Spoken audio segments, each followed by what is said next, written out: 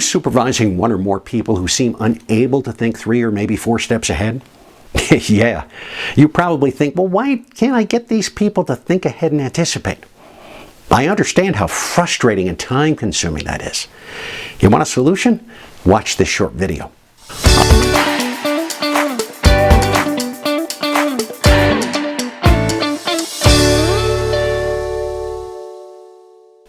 I'm Bob Windover.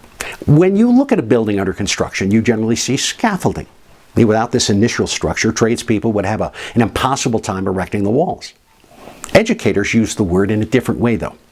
To them, scaffolding is the process students use as they build their knowledge based on previous reading and instruction and experiences. Unless someone introduces the concept, though, most students don't even recognize that their brains are functioning in this manner. To most, it's just simply a case of, okay, well, if this, then that. Effective instructors, however, use a series of techniques throughout a curriculum, compelling students to recall what they've learned in previous classes. This compels the students to scaffold their ideas and their learning, rather than simply cramming and purging after every test. So ask yourself, how can I adapt this practice with those I supervise? After all, scaffolding is an element of good decision-making. In today's pressurized workplace, many tasks and practices have become so transactional, we don't even remember what we did the day before. The 5th C in my 5 C's of problem-solving model stands for cogitate. In other words, reflect on what you've learned before moving on. This is, in essence, scaffolding.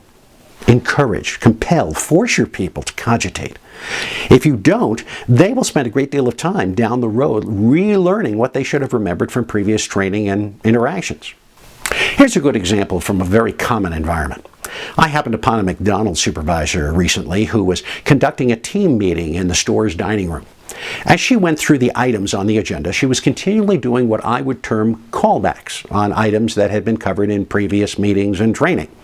You know, things like, well, what do you do when this happens? And what are the 3 steps for handling that situation? Now, team members would call out answers, and she would compliment them. And if they didn't know or maybe got something wrong, she would patiently review. Occasionally, she would explain why she was doing this. You know, she'd say something like, well, we want these processes to work flawlessly. That's how we please customers, and pleasing customers is how we make money.